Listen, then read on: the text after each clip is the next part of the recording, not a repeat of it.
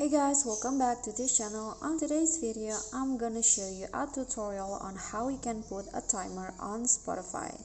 So I actually listen to songs before I go to bed, and I don't want my battery to go run out in the morning, so I usually put a timer so that it will stop like at a certain time. So here's how to put a timer. So just click on the song that you currently listen to and then click on the three dots icon at the top, this one.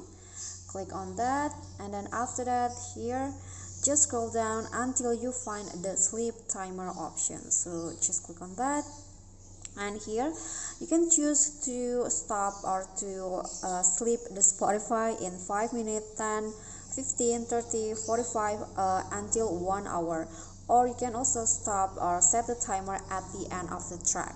So I usually use, for example, 30 minutes. So just click on that, and after that the timer will be set and you just after 30 minutes the songs will stop automatically and the Spotify will stop playing the next song.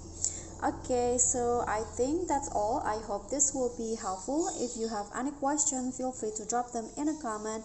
And if you think the video is good, don't forget to like, comment, subscribe, and also click on the thanks below. I'll catch you all in the following videos. Thank you.